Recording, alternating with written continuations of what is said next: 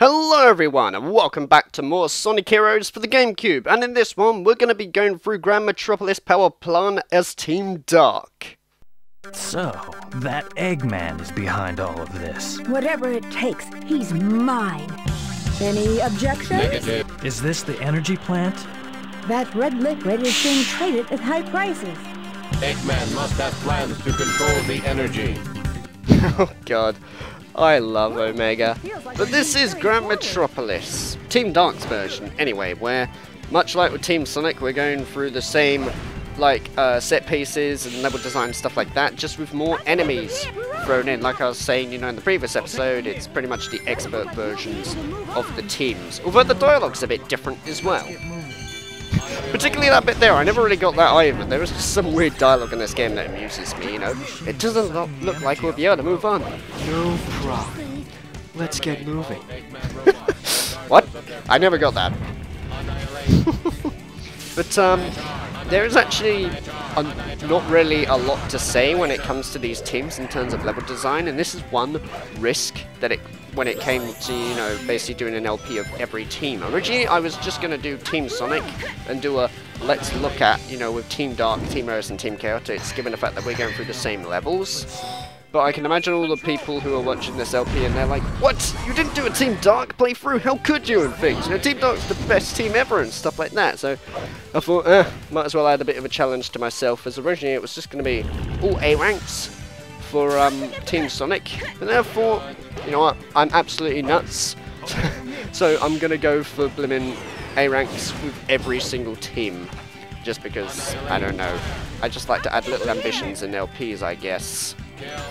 There are a couple of changes though and things like, with Team Dark, where even though there are more enemies, there are also some extra little set pieces, I guess, where some of them can be good, like lightspeed dash sections, because that's one thing that I think Team Sonic needed more of, as I loved those sections, especially like in Hang Castle, the bit where basically there were like a string of rings, and you basically press the B button to follow it. In Hang Castle, there was a lot of those, particularly the bit where it zooms in as Sonic does it while he's spinning around, like he's using Chaos Control from Shadow the Hedgehog, if you ask me. There's a lot more of them in, Team Dark's playthrough and things, and I appreciate that a lot, because that's just really wicked. It makes you feel satisfied when you do it. It's one of those things where, when you accomplish it, particularly when you do all of them without dying, that's when you feel like, wow, I just did that, that's really cool. So I don't know what the whole idea of pushing these switches are. That sort of slows down the gameplay, but yeah, it's only for a couple of seconds and I'm not too bothered by it. Also, Team Dark level up a lot faster, as you can see, because we've already got blimmin' Shadow at level 3 and Rouge at level 3 as well. Also, I don't know how I screwed that bit up. I was supposed to be dashing and grab the balloon. But I don't really know what it's for. It's probably just for some rings, but like I was saying, rings don't really do that much, to be honest. I mean, right now I've got 160, well, did have, and that would be 160 points, compared to everything else, where, you get like 10,000 points. I mean, we've only gone through like 3 minutes of the stage, and I'm already at 27,000 points so far, so getting the A rank on this one is not as bad. It's definitely better than Ocean Palace. That's honestly, if you ask me, in my opinion, the hardest level in Team Dark to get a bloomin' A rank or so. Not even Final Fortress is that difficult when it comes to an A rank. I got the A rank first time, when I played through Team Dark in my spare time and things, because that's what I do when I make it, just an LP or so. When I decide to make an LP of a game, I always play through the entirety of it first and see, could I do this? Could I actually play this to the very end and come up with things to say? And, well, obviously the answer is yes with Sonic Heroes and stuff. But I remember, when I just played through, Team Dark, I had no troubles, getting an A rank on Final Fortress, because there were just so many enemies to defeat. And the score you get is, even though it's high, due to the amount of stuff going on and the enemies you have to destroy and all the power-ups you collect, you can get it pretty easily if you don't die and you just keep it going, really. I also find it strange how I got 11 lives on Team Dark, but never mind.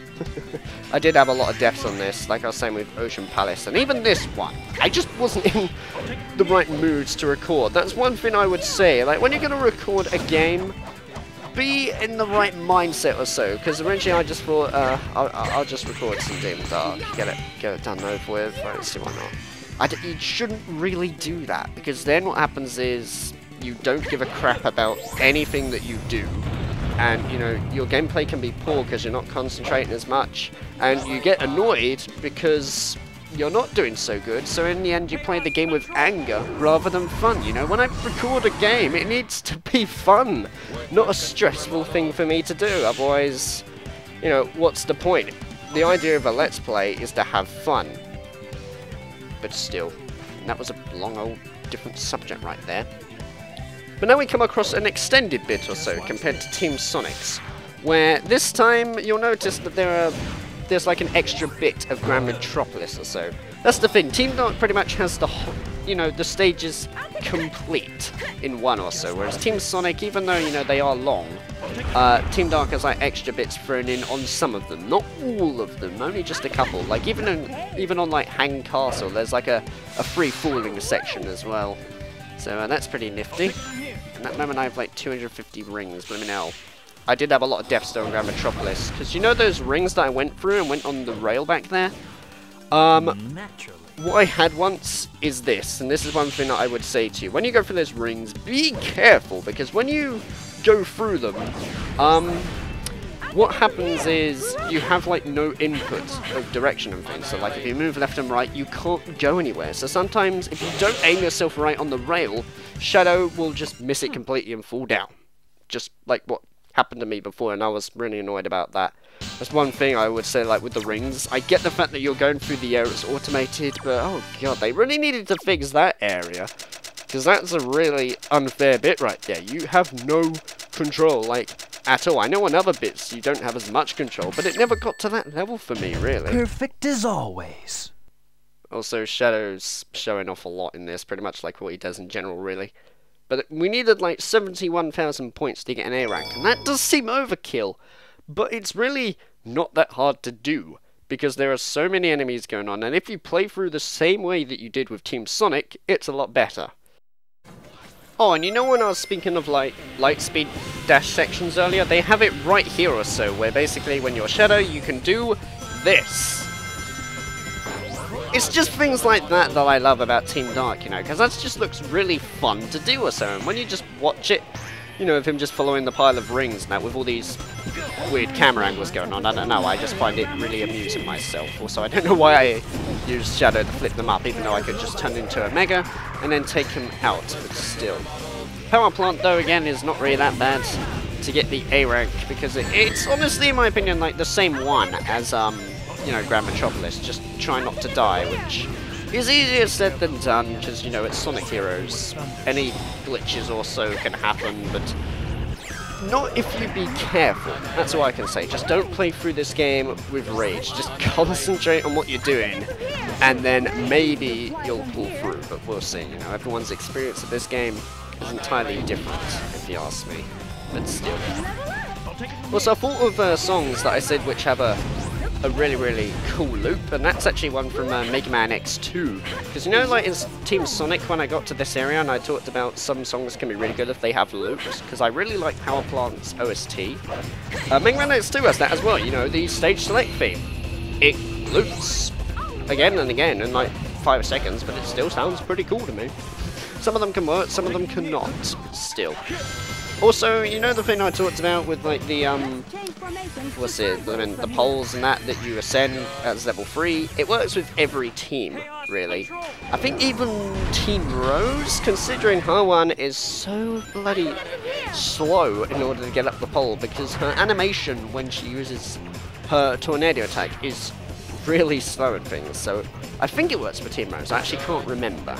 There's also like some sort of free falling section here where you have to use these things to, you know, collect the stuff around you, but sometimes those can be really buggy and things, because depending on where you land, you'll hit the thing no problem, like you'll go in the air, but sometimes you just won't get the balloon. I always had that with Rouge for some reason. I don't know about anybody else, but still.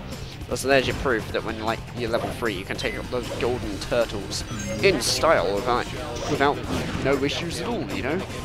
Also, that is a really freaking weird angle right there. That's another flaw, actually, I have with this game. I like the fact that they include the idea of moving the camera around.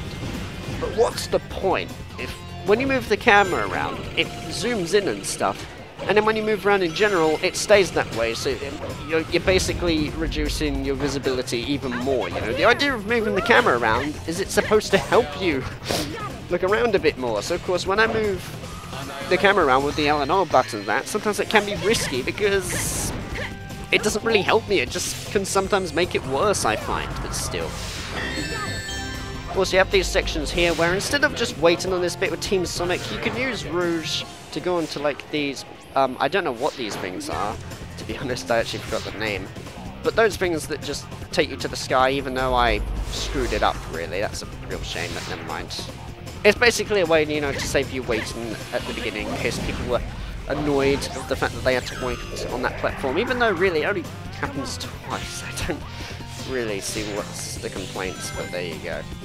Also, you can do that if you want, but I would not recommend it. There are a whole pile of rings there, and it looks pretty cool, I guess, when you go through them, but when you jump, it's not really programmed very well in that area. I mean, once I home and attacked, and Shadow went straight to the goddamn ground and died, and I had to restart, you know, the level to get the A rank and things, and it's just a real pain. I don't know if you have to take the same path as me, though, in order to get the A rank, like, on any of the Team Dark levels. You do in Ocean Palace, definitely. Follow that, or else you're not going to get anywhere. But, you know, with all these other levels, just, like I say, play through the game, just casually, but sort of quick, I guess. It's hard to explain, really. I guess, really, you can just learn from experience, like I did. That's one thing, though, if you want to know how all the A ranks work, because I had to do that later on, like with some of the levels that even I had a lot of trouble, you know, getting an A rank on. Just experiment. When you get to the end of the level, see what gets you the highest points or so. Notice what times give you the bigger bonus. Like, for instance, you know, for Ocean Palace, I noticed that, oh god, I have to get a really fast time because that counts towards my bonus, but in order to reach 90,000, I also need to have a high score in general in the first place through defeating enemies. So basically that occurred to me. I then realised I had to do it all really, really fast, like faster than Sonic. Guess that probably proves that Shadow is the fastest thing alive, not Sonic. Nope.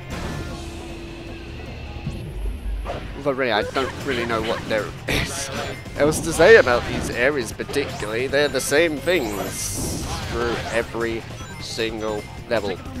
One thing I can go on about, though, is actually the voice actors, like, in general. If you ask me, and I know my Sonic and stuff, you know, a lot of the characters that have had many voice actors in the past or so. Like, I know that, Jaleel White played Sonic in The Adventures of Sonic the Hedgehog, you know, that TV show or so. And then he was played by Ryan Drummond in this game, even though, like, he started in Sonic Adventure, I believe. Then it went to Jason Griffith, and now it's, blimmin' Roger Craig Smith, and all that. But it's the same, like, with Shadow, and I find that, personally, the guy who plays him, you know, in Sonic Heroes, and ever since Sonic Adventure 2, really, David Humphrey, I find that that's my favourite voice of Shadow the Hedgehog. I just love how sort of dark and sinister it is. Jason Griffith did a good job, you know, with him, like, in Shadow the Hedgehog and stuff like that. But I don't know, I always like the David Humphrey side of things. Not Kirk Thornton, though. I'm not a big fan of that guy. No offence. If you're a fan of Kirk Thornton's voice, then fair enough, but yeah, it's just not my thing. I'm more for David Humphrey, I'm afraid, with the dark, sinister voice that he first gave him, also. I don't know, I just think it suited his character extremely well for a first go, if you ask me.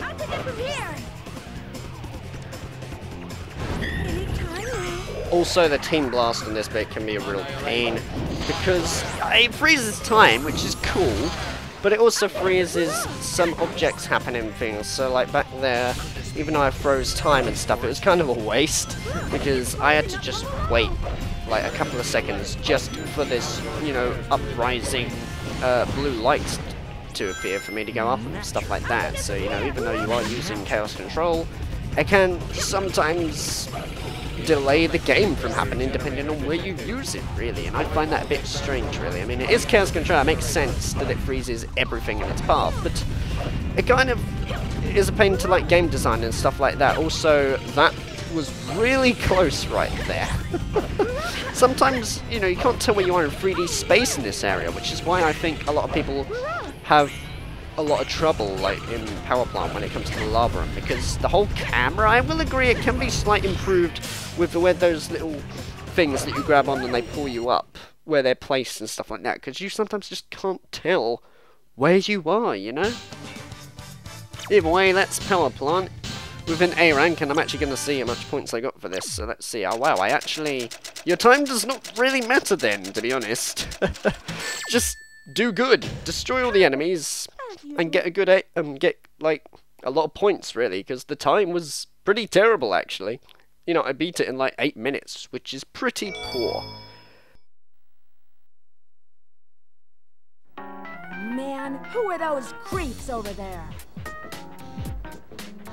What's up, SBO? And you are... Just what do you think you're doing here? Who's this broad? our client's adversary, perhaps. You mean the bad guys? You guys don't fool me. I know what you're after. Better stay out of my way. Yep, indeed. And let's see how fast we can do it. Alright, then let's do it! Step back. I find it funny, you know, how even though SBO is like in front of all of them and stuff, Charmy's the one that has to say. And wow, how intimidating he sounds, you know, to Team Dark or so. And, oh, they're already out and stuff, so we just got Charmy left. These are completely randomized, though, I find, in places, because even though you're using the tornado attack, sometimes it works, sometimes it doesn't. So getting the air rank on this can sometimes be a mixed thing. You know, I barely scraped it in 3 seconds, really. You live. Wow, how sinister, Shadow.